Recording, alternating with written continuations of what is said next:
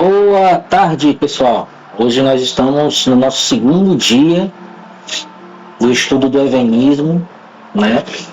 Meu nome é Rui e eu estou aqui com a minha esposa, Elísia. Oi.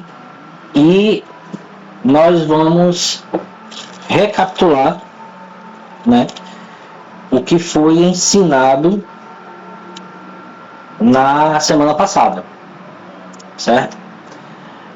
A gente aprendeu semana passada que Éden é a consciência humana,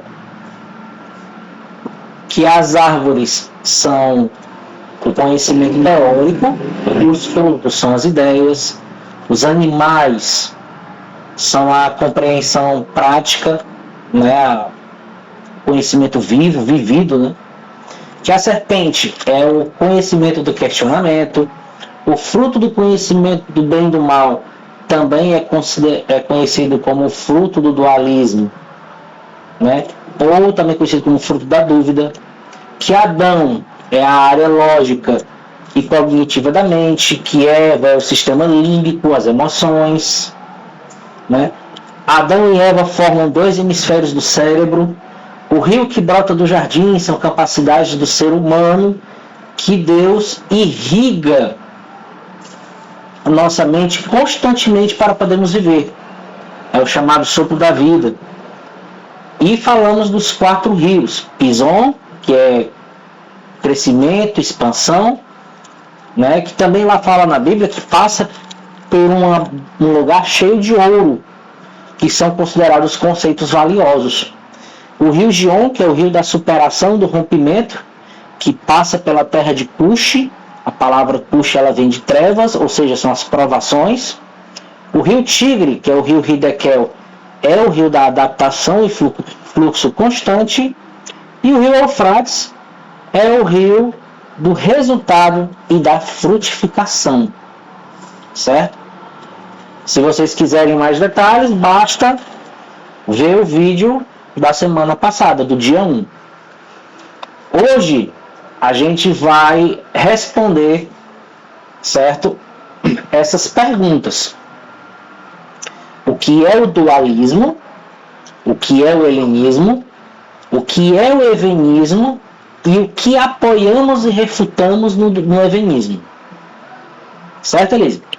Certo. Porque para eu poder explicar o evenismo, eu primeiro preciso explicar o dualismo e o helenismo. Tá? Vamos começar explicando sobre o que é o dualismo. Certo? O núcleo do dualismo é o zoroastrismo. Certo? Sua origem geográfica nasceu na região da antiga Pérsia, Planalto iraniano, atual Irã e partes da Ásia Central.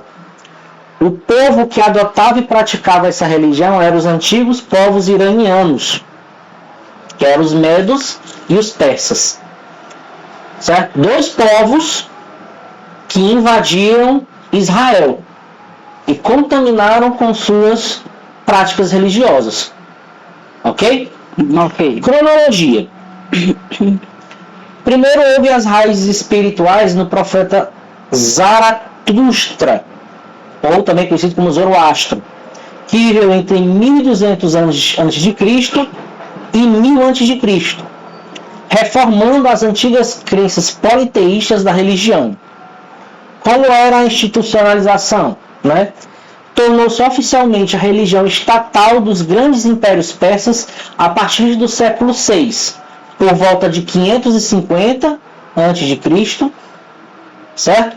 Com o Império Aquemênida, fundado por Ciro o Grande e consolidado por Dário I.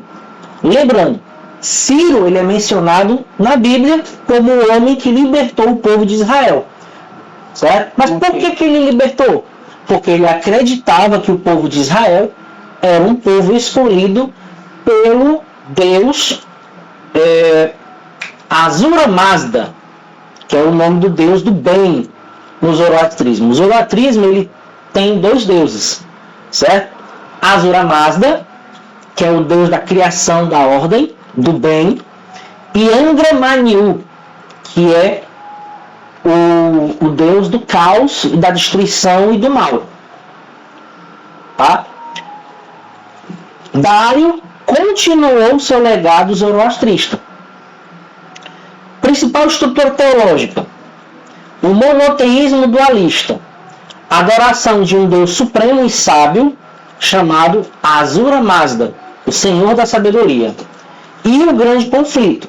A estrutura dos cosmos baseia na escolha moral e no combate cósmico entre duas forças opostas: Asha, a verdade, a ordem, o bem, contra Druj, o caos, a mentira, o mal, personificado na figura destruidora de Angra Mainyu, também conhecido como Ahriman.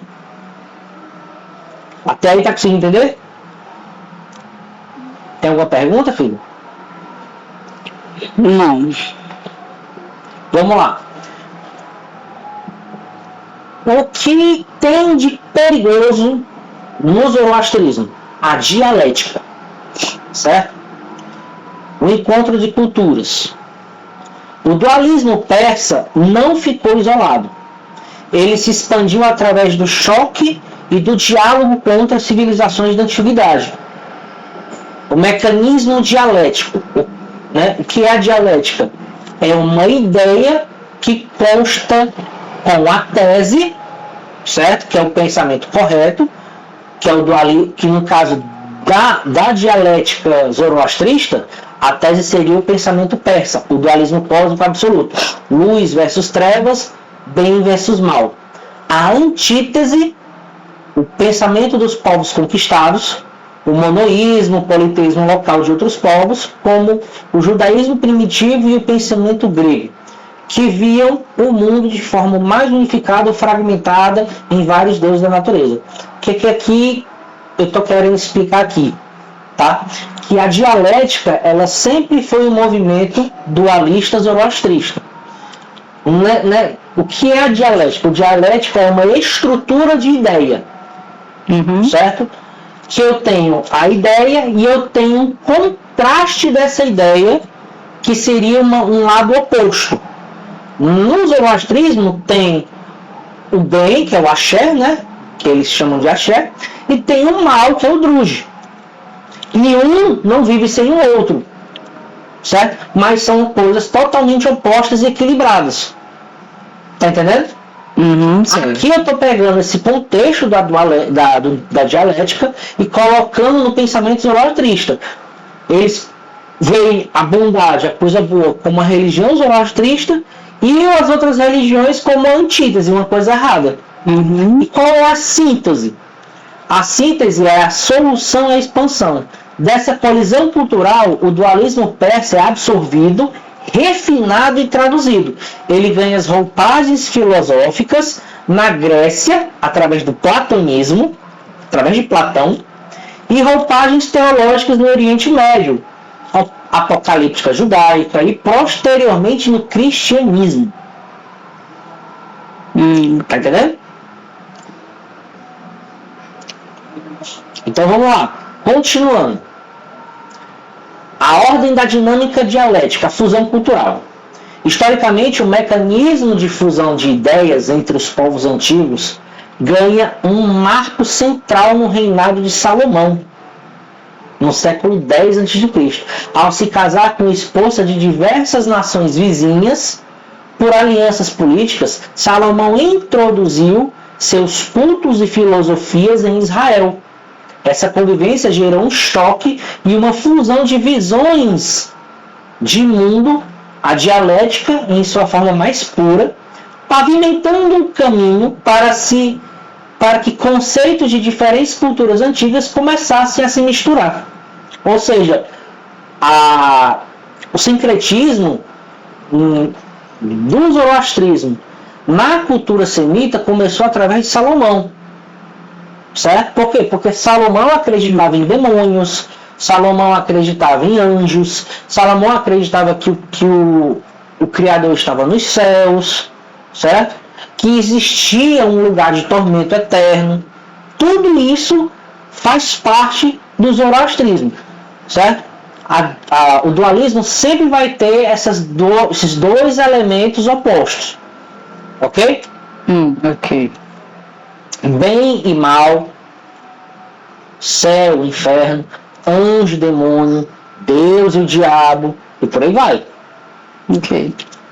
Tá? Mecanismo de dialética em ação. Tese, o pensamento original. As tradições espirituais isoladas de cada povo. Antítese, o choque cultural. O encontro dessas ideias divergentes em centros de sincretismo e comércios da antiguidade, como o Palácio de Salomão e séculos mais tarde o Império Persa. Síntese, a solução, expansão. A absorção e transformação mútua dessas crenças. O dualismo, ao passar por esse filtro de misturas ao longo das eras, expandiu-se e refinou-se. Os canais posteriores do alastramento. O exílio da Babilônia, século VI a.C., o contato profundo e posterior com o povo de Israel, com o zoroastrismo na Pérsia, que não era considerado mais zoroastrismo, mas era como se fosse uma filha do zoroastrismo. Entendeu? Porque já estava sincretizado. Eles acreditavam nos mesmos elementos do zoroastrismo, mas não era considerado zoroastrismo porque tinha alguns ajustes. Certo. Entendeu? Tipo, o nome dos deuses era diferente, os elementos eram diferentes. Tanto que na Babilônia existia um deus chamado Baal. Sim. E Baal, certo? Não é o nome de um deus. É o nome de uma posição hierárquica. Tanto que os reis da Babilônia eram chamados de Baal. Baal Mesaque, Baal Gerub, Baal Marduk, por aí vai. E aí o que acontece? Esse Deus, a maioria dos babilônicos acreditavam que eles moravam no céu. Certo? Uma curiosidade muito interessante. O zoroastrismo, o primeiro toque do zoroastrismo foi com Nimrod na Babilônia, séculos atrás, desse momento do exílio babilônico. Por quê? Porque a Bíblia não fala, mas segundo os estudiosos, Nimrod ele quis fazer uma torre para chegar até os céus, porque ele acreditava que o Criador, que Deus, estava sentado no trono acima das nuvens. Sim. Entendeu? E aí ele começou a construir essa torre, por quê? Porque ele se achava tão poderoso na terra que ele desafiava o Criador. Ele queria o trono do Criador. Certo? Ok. E aí houve a queda da Torre de Babel, né? Tanto que aquele lugar é conhecido como Babel justamente por causa da mistura das línguas, porque Babel, o termo certo em hebraico é Babil, significa confusão, lugar de confusão. Ok?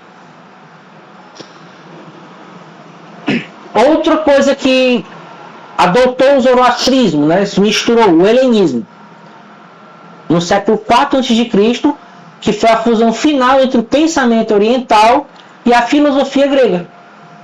Aristóteles, Platão e vários outros filósofos, eles já tinham esse pensamento dualista há eras. Certo? Sim. Agora vamos lá. Algumas evidências bíblicas e históricas, né, a virada do holismo para o dualismo. Já explicar o que é o holismo, tá? Provas bíblicas do holismo original, o pensamento semita puro. Certo? Gênesis 2:7.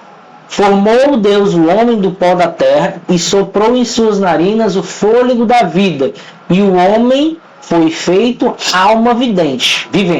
Evidência: o homem não tem uma alma presa em um corpo, que é a visão dualista platônica.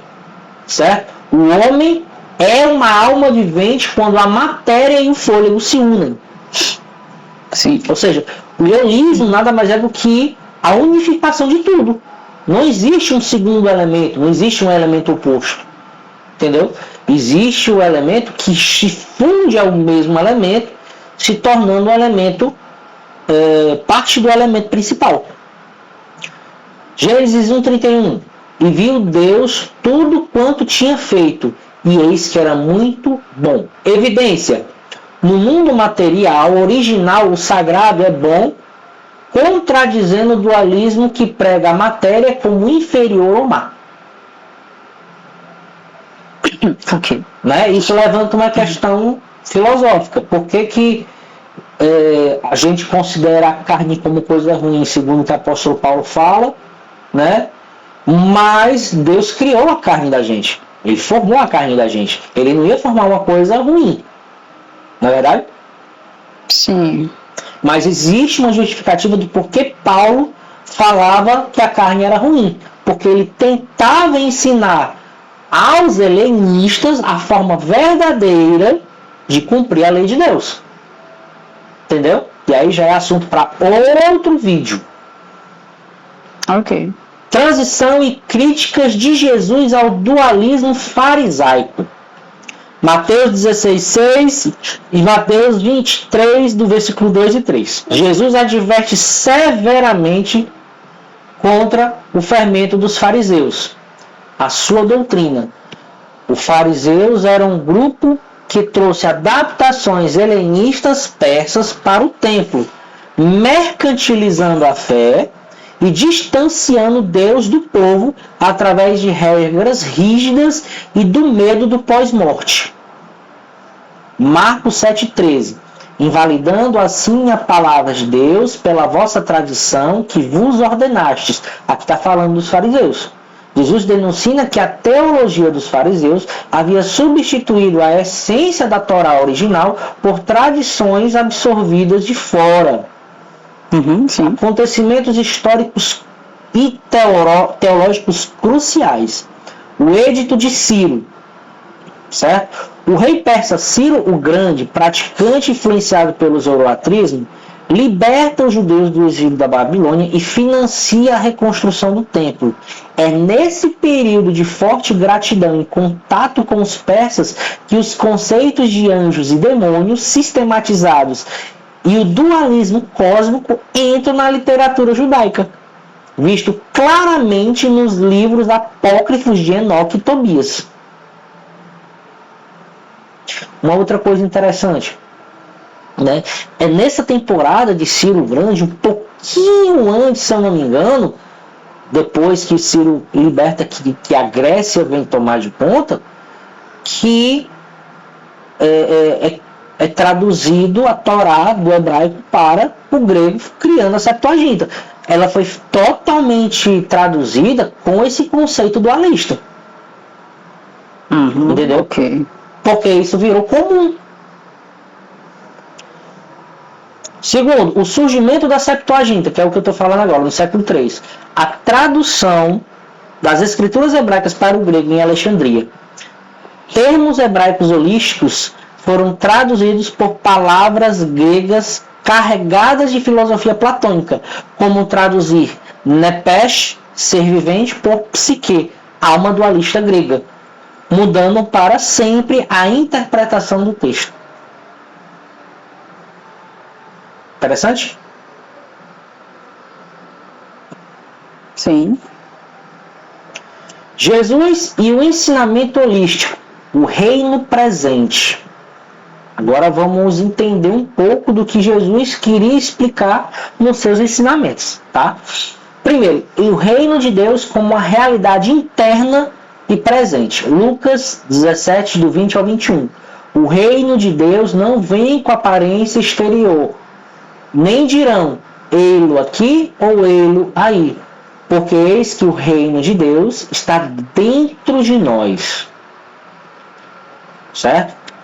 Evidência holística. Jesus quebra o dualismo geométrico, céu lá no alto, terra aqui embaixo, certo?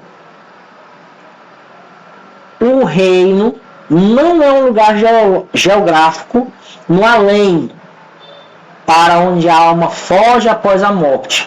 é um estado de consciência e uma realidade espiritual imanente, viva dentro de cada indivíduo. Ou seja, né, o reino de Deus são as nossas ações sendo feitas através da nossa mente. Nós somos seguidos através do sopro da vida de Deus através de nós. Esse é o reino do Criador. Certo? A presença de Deus no mundo material. Mateus 6,10. Venha o teu reino, seja feita a tua vontade, assim na terra como no céu. Evidência holística. Na oração do Pai Nosso, o objetivo da espiritualidade de Jesus não é tirar o homem da terra para levá-lo ao céu, o escapismo dualista, mas sim trazer a realidade e a justiça do céu para se manifestarem materialmente na terra. Assim farei na terra e farei nos céus. É mais ou menos isso que ele estava querendo dizer. Terceiro, a unidade entre o Criador e a criatura. João 17:21 fala: para que todos sejam um, como tu, ó Pai, o és em mim e eu em ti. Que também eles sejam um em nós. Aqui a gente já tira a ideia, descarta a ideia de exclusividade de que Deus e o Pai e Jesus são um único elemento. Aqui diz que também podemos ser um com o Pai. Certo? Evidência holística. Jesus ensina a não separação. O dualismo prega um abismo eterno e intransponível entre Deus e o homem. Jesus prega uma unidade mística e existencial indissolúvel. Ou seja, tanto eu como você, Elise, nós somos o mesmo elemento do Criador e nós temos o mesmo valor, certo, em relação a ele. Então eu não posso desprezar nem valorizar demais. Entendeu? Sim. O sagrado manifestado nas coisas simples. Lucas 11, 34-36. A candeia do vosso corpo são os olhos. Pois se todo o teu corpo for luminoso, não tendo parte alguma em trevas, tudo será luminoso. Qual é a evidência holística? Jesus cura corpos físicos, alimenta multidões com pão material e usa a natureza, pássaros, lírios, sementes, para explicar o divino. Para ele, o corpo e a matéria não são impuros ou inimigos do espírito, mas canais onde a luz de Deus se manifesta. Porque se Deus ele pensasse como Platão, ele nunca iria comparar certas coisas ao material. Sim. Porque o material para Platão é coisa ruim. Entendeu? Entendido. Vamos agora entender o que é o helenismo. Agora que já entendemos o dualismo, vamos entender o que é o helenismo. Certo? A gente está chegando na parte principal da aula, tá? Primeiro, a gênese do helenismo, da Pérsia à Grécia. A origem do pensamento. O helenismo não é apenas um período histórico, mas uma mentalidade cultural e filosófica que consolidou a Grécia Antiga, herdando e refinando o dualismo metafísico, a separação rígida entre o mundo ideal, espiritual e o mundo físico, que já pulsava no zoroastrismo persa. Os filósofos da proa, os primeiros filósofos, né, os arquitetos do pensamento grego. Primeiro, Pitágoras, do século VI, um dos primeiros a teorizar que a alma é imortal e está presa a um corpo físico, uma ideia com fortes paralelos orientais. Platão, o pai do dualismo ocidental, criou a teoria do mundo das ideias, perfeito, imutável e invisível, em oposição ao mundo sensível, matéria corrompida, cópia imperfeita da realidade. Certo? Ok. Até aí tem alguma dúvida? Não. Bom, a evidência histórica do contato greco-persa. Tá? As guerras médicas no século V a.C., o choque militar e cultural massivo entre as cidades-estados gregas e o Império Persa Aquemênida, o intercâmbio filosófico. Filósofos e historiadores gregos como Heródoto, conhecido como o pai da história, viajavam extensamente pelos territórios dominados pelos persas, documentando e absorvendo seus costumes, leis e crenças religiosas. Entendeu? A conquista de Alexandre o Grande. Ao derrubar o Império Persa, Alexandre unificou politicamente a Grécia e a Pérsia, gerando o sincretismo definitivo que deu ordem ao período helenístico propriamente dito.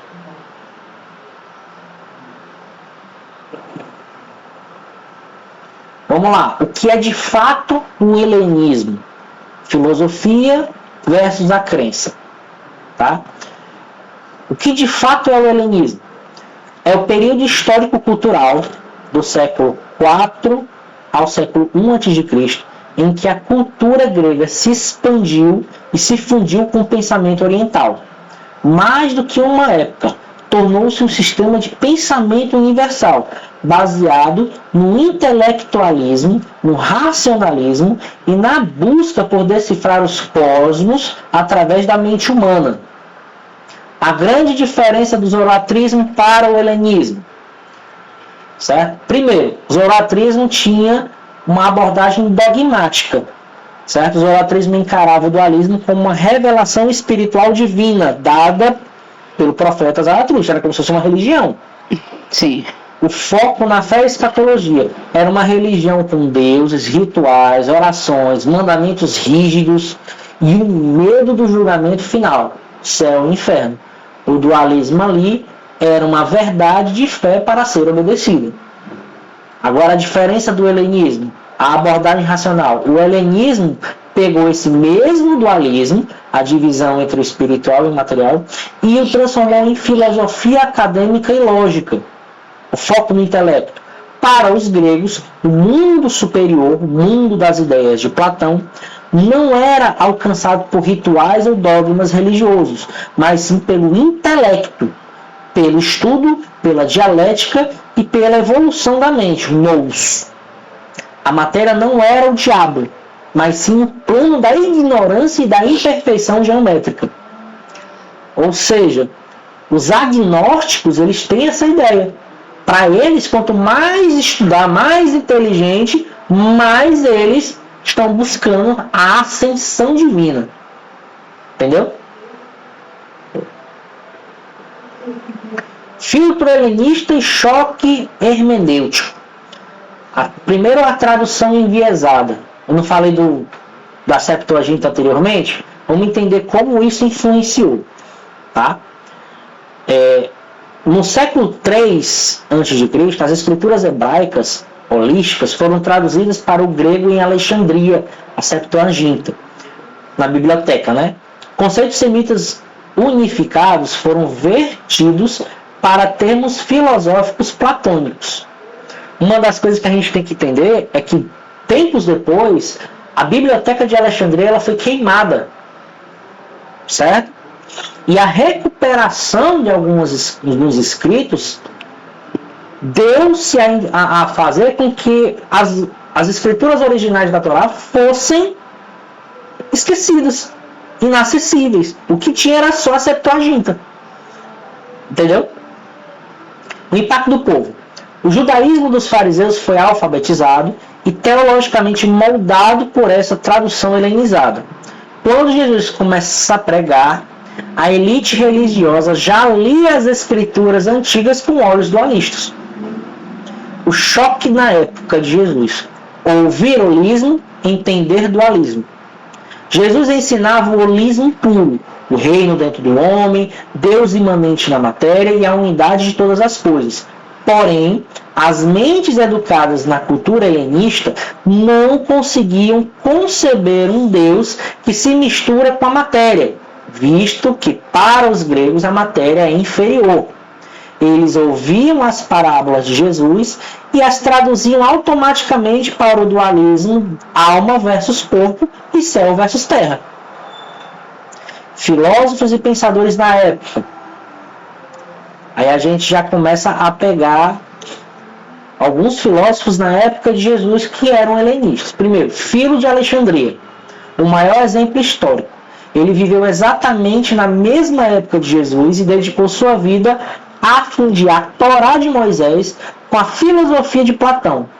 Ele criou a base teológica para ler os ensinamentos semitas sob uma alegoria dualista espiritualizada, que até hoje é utilizada. Sim. Certo? A simbiose cultural de Jerusalém. Intelectuais, escribas helenistas e filósofos itinerantes, comuns nas cidades greco-romanas da Galiléia e Judéia, como Séforis e Cesareia, ouviam as novidades do movimento de Jesus, adaptavam-nas ao vocabulário grego e as disseminavam no Império Romano como uma nova filosofia de libertação da alma.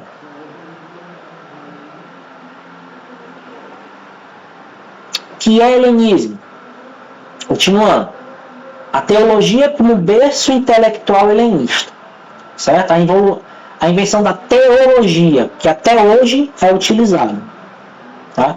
A palavra teologia, estudo ou discurso sobre Deus, tem origem puramente grega e pagã. Ela foi usada por filósofos como Aristóteles para categorizar o ramo mais elevado da filosofia, a metafísica.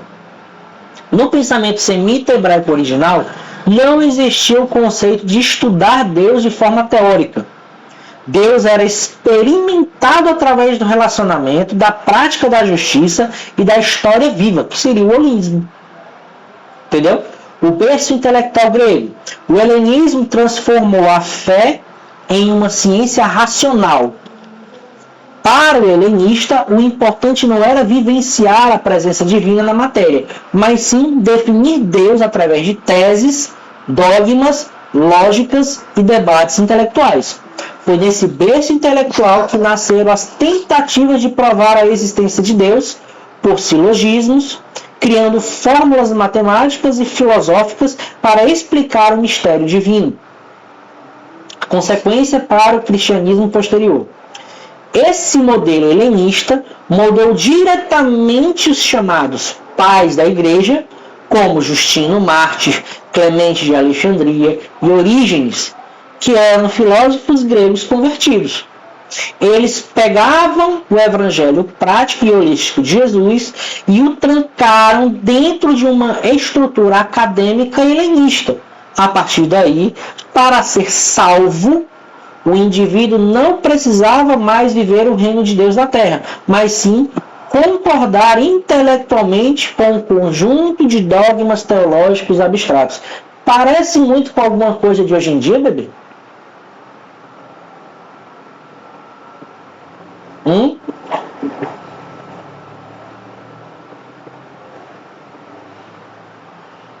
Hoje em dia, o sistema religioso, ele é justamente isso. Para a pessoa poder se converter, ela precisa concordar intelectualmente com um conjunto de dogmas teológicos abstratos. Não é não? O famoso aceitar Jesus não é um grande exemplo disso? Sim. Agora vamos à pergunta: o que é evenismo? Certo?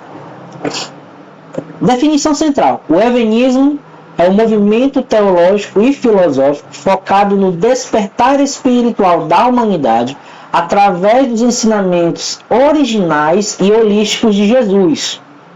Certo? O resgate da unidade baseia-se na premissa de que a realidade ao ser humano e o Criador não estão fragmentados. O sagrado habita a matéria e o reino de Deus é uma realidade imanente, viva e presente no agora. Missão central: combater duas forças históricas. Primeiro, combate ao dualismo. Rejeita a divisão absoluta entre o bem e o mal como entidades equivalentes disputando os cosmos. Combate a separação rígida entre corpo e alma que gera distanciamento de Deus e o medo do inferno e o escapismo da terra. Combate ao helenismo, destrói a intelectualização da fé, rejeita um modelo que transformou o relacionamento com o Criador em dogmas acadêmicos, discussões teológicas abstratas e moedas de troca morais para barganhar a salvação. Continuando. O literalismo como porta de entrada do dualismo e os mitos sumérios. A armadilha do literalismo. Interpretar o relato do Éden de forma puramente geográfica e literal, num jardim físico como a serpente falante, é o que fortalece e sustenta a estrutura do dualismo religioso nas mentes das pessoas.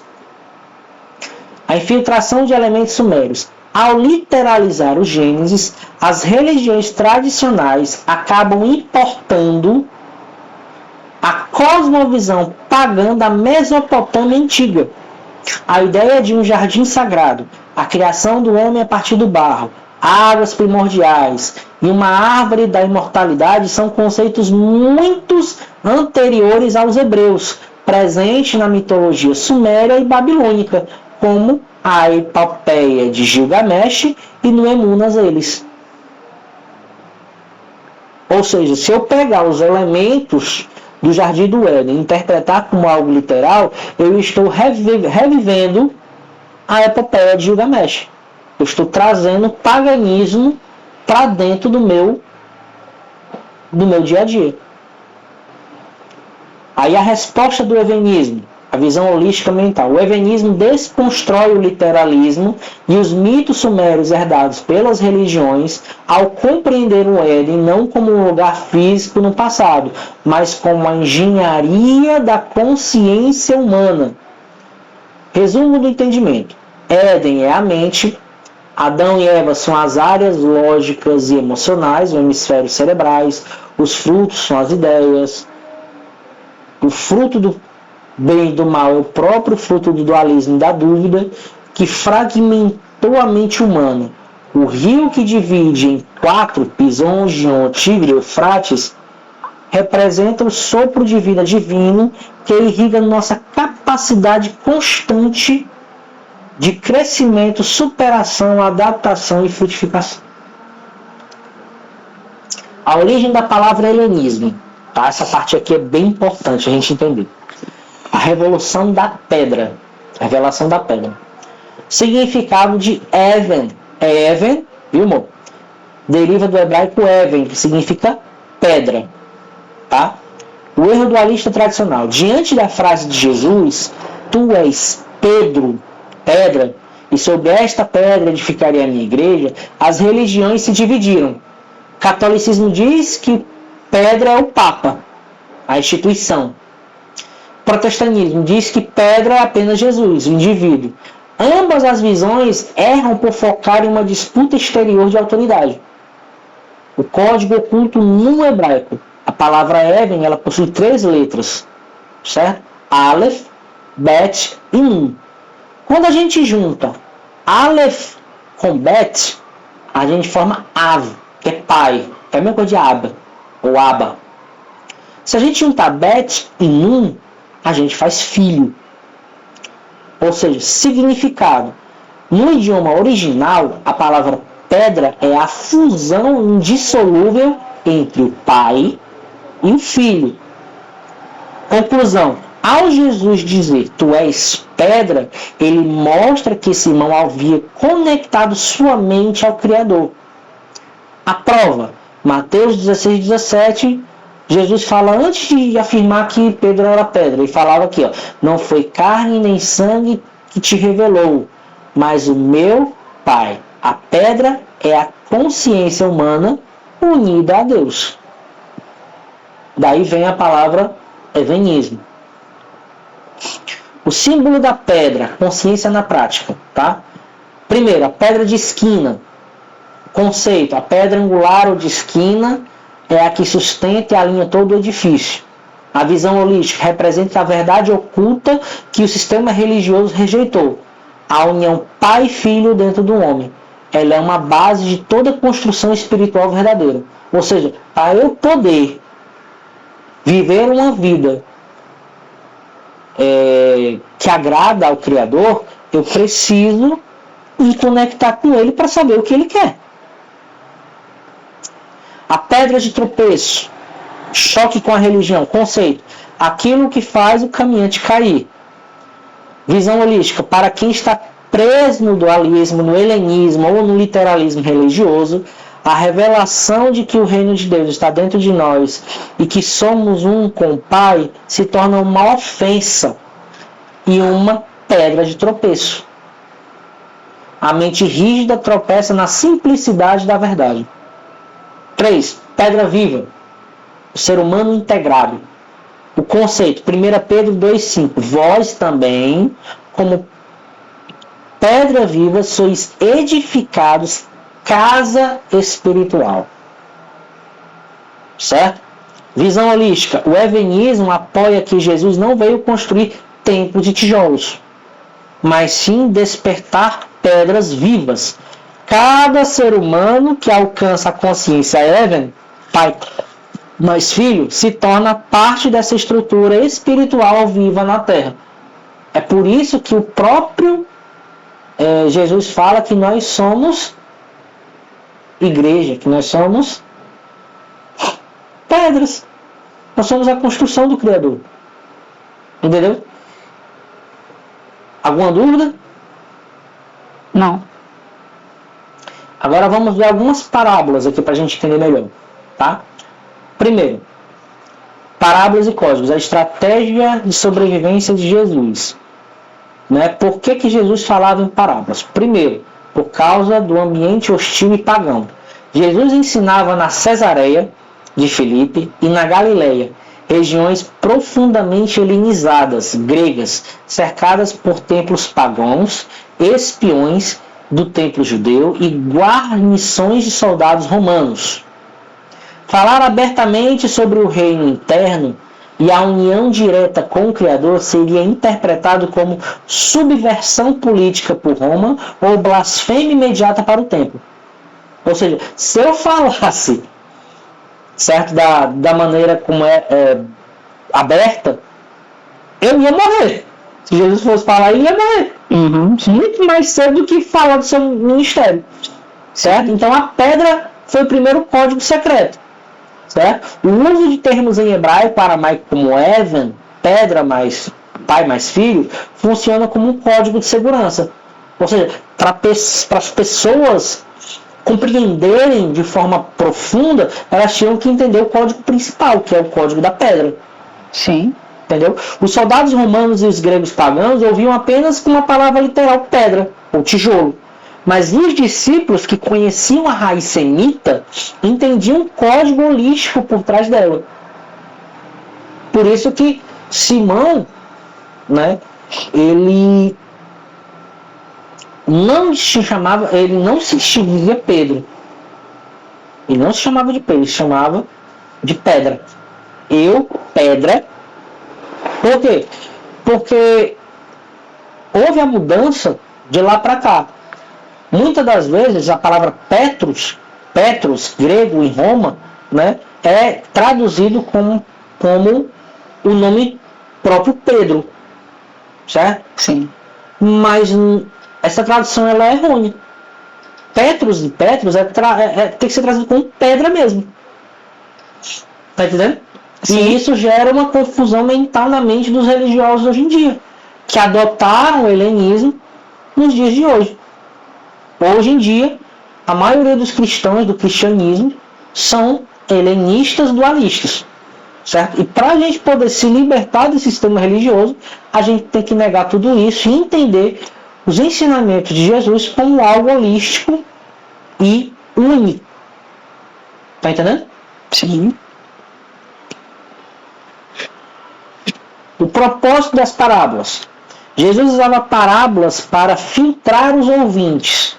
Elas ocultavam a verdade da elite racional helenista e dos opressores, mas revelavam a engenharia da mente para quem estivesse com o coração aberto. A prova bíblica, Mateus 13:11. A vós vos é dado conhecer os mistérios do reino e dos céus, mas a eles não lhes é dado. A linguagem codificada protegia a mensagem e os discípulos o suficiente para eles propagarem o evangelho. Criativo, né, dele? Sim. Vamos lá. O que o helenismo apoia? Ou o que o evenismo apoia? Certo? Primeiro, cosmovisão holística. A unidade total. O Criador é a fonte de tudo que existe, governando de forma unificada as polaridades que a mente humana fragmenta. O Criador está em nós e nós estamos nele. O paradoxo do Criador é isso. A gente vive nele, ele é tudo que a gente vê, tudo que a gente sente, tudo que a gente pressente, certo? Só que ele também está dentro de nós, porque é ele que nos mantém vivos. Tá? Fundamento bíblico, Isaías 45:7. Eu formo a luz e crio as trevas. Eu faço a paz e crio o mal. Eu, o Criador, o Elohim, faço todas essas coisas. Primeiro, co-criadores e governadores. Segunda parte.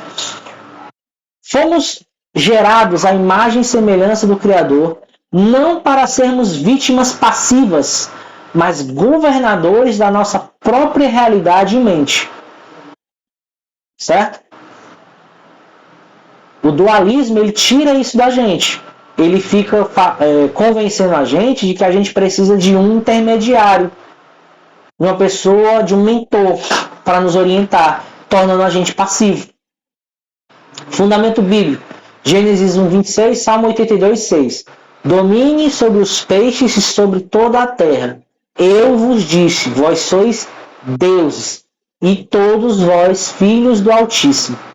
Deuses, na Bíblia, é governadores, é a mesma coisa. Segundo, conexão com o fluxo constante, o rio do Éden. O Criador nunca se separou da criatura. Ele mantém um fluxo de energia e capacidades mentais irrigando nossa consciência constantemente através do sopro da vida. Os 4 rios do Éden: crescimento, superação, adaptação e frutificação. Ou seja, a gente está conectado com ele diretamente. O que o fruto do conhecimento do bem e do mal faz é que a gente ignora essa conexão, que a gente acha que a gente é independente dele. Entendeu? Desmediocrização do ser humano. Rejeitamos a doutrina dualista de que o ser humano é um verme imundo e incapaz. Apoiamos o resgate da dignidade e da potência máxima da principal criação de Deus. Você já percebeu, né, que a maioria das igrejas hoje ensina que nós somos pecadores, que nós somos pó da terra, que nós somos pequenos comparados ao Criador, certo? Isso é o quê? Isso é uma forma dualista de mediocrizar a criação de Deus, que somos nós. Só que nós somos a criação maior que Deus criou. A gente é a cereja do bolo. Toda a criação, Deus disse que era agradável a Ele, que é bom. Só que aí, quando Ele criou o homem, Ele disse que era muito agradável, muito bom para Ele. Mas tem partes que o próprio Deus vai chamar a gente de verme, né? Porque a gente está se tratando como um. Muitas das vezes Ele fala o que já está acontecendo. Entendeu? E a lei de Deus, o Êxodo 20, como pedagogia e não juridicismo. Tá? As tábuas da lei dos Altos do Sinai não funcionam como um tribunal jurídico para punir ou gerar culpa.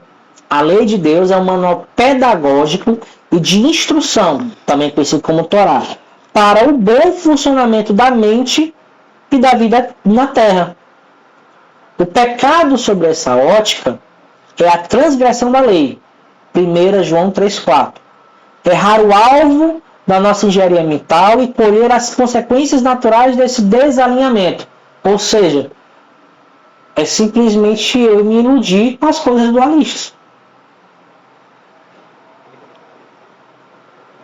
Entendeu? Sim. E o que refutamos? O que a gente ignora? O que a gente não aceita? Primeiro, dogmas e doutrinas helenistas. refutando as construções teológicas gregas adotadas por católicos e protestantes, como a trindade, a transubstanciação e a divinização literal de Jesus ou do Espírito Santo. Jesus não veio para ser adorado como um Deus distante, mas seguido como modelo de conexão. Sim. Certo? Segundo, a separação do mundo espiritual. Refutamos a ideia de um além-mundo, ou um plano espiritual geograficamente separado da matéria. A visão evangelista. O mundo espiritual é a nossa própria mente subconsciente. O invisível opera dentro do homem. Ou seja, quando a gente tem visões, quando a gente vê criaturas, não está no nosso plano aparecendo ali naquele momento, está sendo representado na nossa mente e visto através dos nossos olhos. Uhum. Como se fosse uma alucinação. Tá entendendo? Sim. Segundo, a gente rejeita a personificação de anjos e demônios.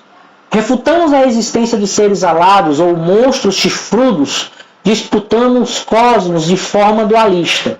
Anjos são mensagens e insights emitidos diretamente pelo Criador à nossa consciência. Ou seja, quando a gente dá aquele estalo na mente, certo? De uma ideia ou de um pensamento que a gente nunca pensou que ia pensar, pode ser o Criador falando conosco diretamente. Sim. E isso pode ser considerado um anjo. Ou pode ser uma pessoa que veio entregar uma mensagem do Criador para nós, um profeta. Sim.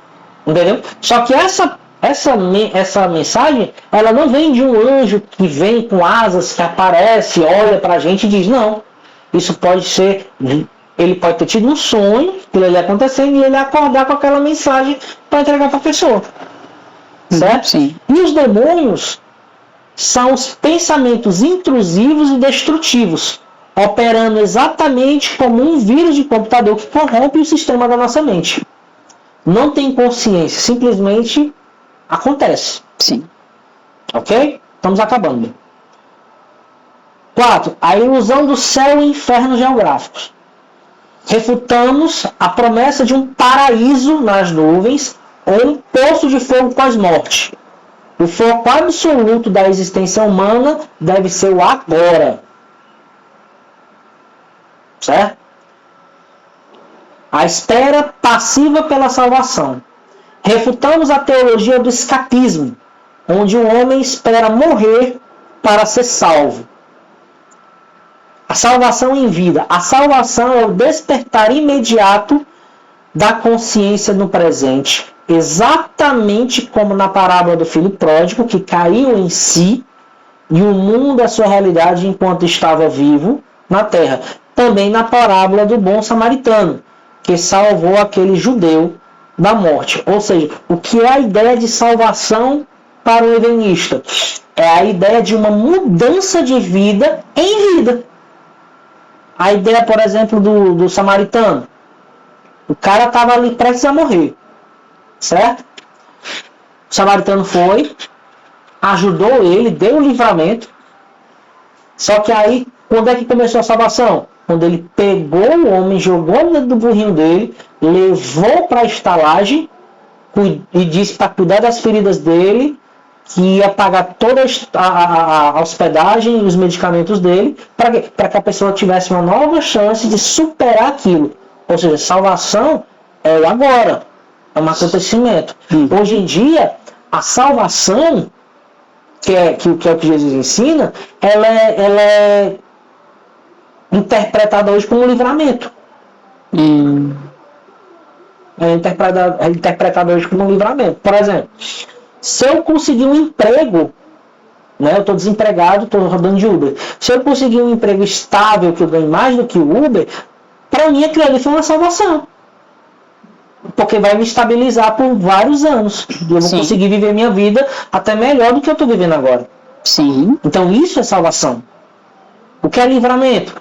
É eu conseguir escapar de um carro que vai me matar naquele momento. Aquilo ali é um livramento. É diferente de salvação. A salvação, ela muda a vida.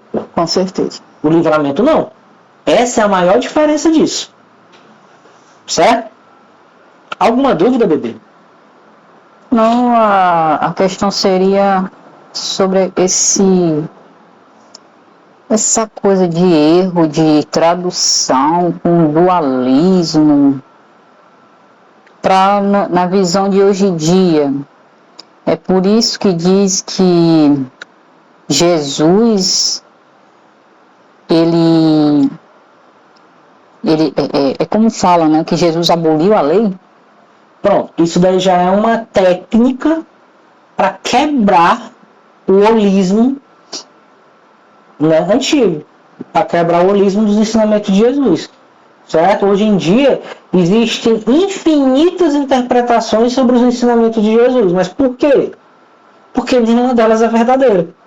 Quando uma interpretação ela é verdadeira, ela não tem refutação, ok? Espero que vocês tenham gostado desse ensinamento, tá? Se inscreva no canal, compartilhe, ok? Comente, será uma honra responder seus comentários. Se quiser debater, pode debater. Se quiser questionar, pode questionar. E até o próximo vídeo.